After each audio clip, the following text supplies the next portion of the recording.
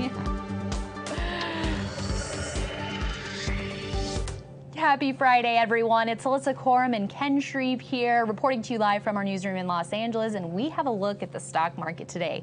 And on today's show, we're taking a look at the chart action for Mercado Libre, as well as LPL Financials and a recent IPO, Beyond Meat. But first, let's take a look at the major indexes. We finished the week with strong gains. The Russell Small Cap Index leading on the upside, up about 1.8% for the day. The NASDAQ finished up 1.6%. S&P up 1%, Dow up 0.75%.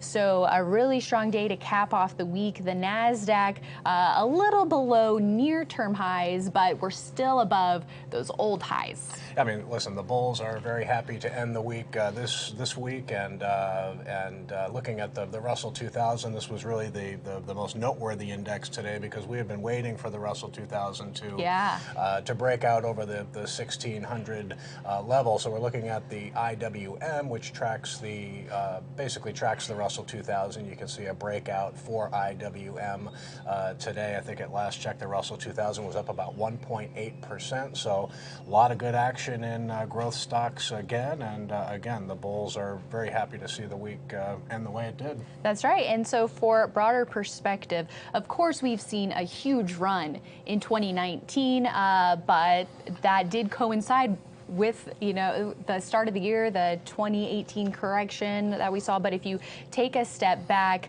we're only about 5-6% above the January 2018 highs. And O'Neill portfolio manager Mike Webster argues that we could be in the early stages of a bull market. So for those who are saying that the bull is old and tired, that may not be the case. And our own Scott Latonen has more on this. Yeah. So we've got a great front page feature when IBD Weekly comes out this weekend. The A1 story is just talking about this bull market, and is it long in the tooth, or does it have more left? And I think the general premise that Scott is talking about, based on some research that Mike Webster put forth, is that we still could be in the early stages of a move here. So it's important not to get too pessimistic.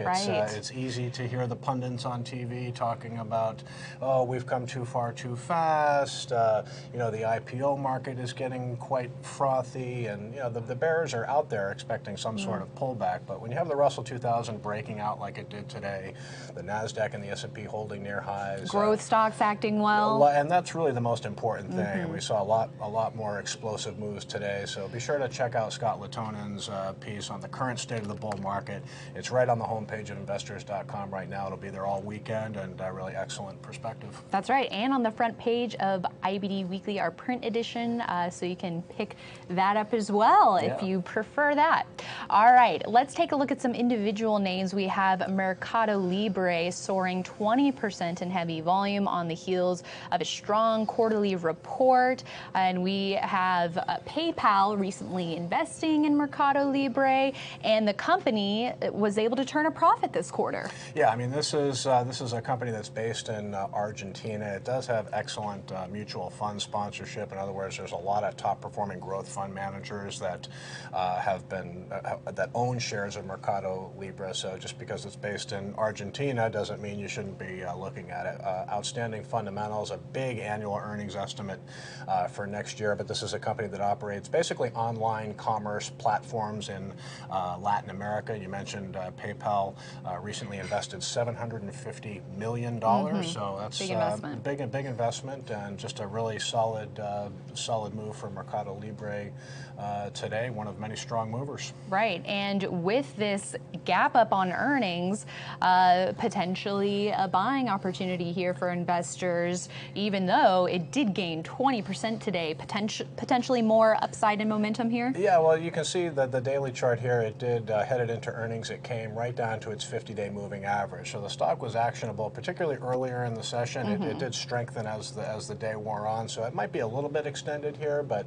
if you're able to buy the stock early in the session, it certainly worked out well. So it's probably borderline extended here, Right. but definitely one that could have more left. Right, and if you missed this early on in the session, looking ahead, we like to look for stocks that are setting up ahead of earnings, and if you see these gap ups, and then you look at the intraday chart, we've talked about before, that first 5-minute bar, if that looks strong, that could be your signal to buy and help make sure that you're getting in on this early enough, but hopefully preventing it from reversing on you. Yeah, this is a stock that we actually did add to leaderboard early in the session, but again, the stock kind of strengthened as the day wore on, so might be chasing it, buying it at current levels, but just a company with excellent fundamentals and a really strong technical move for Mercado Libre today. That's right, and we also saw a strong move from LPL Financial today, which jumped 13% in heavy volume,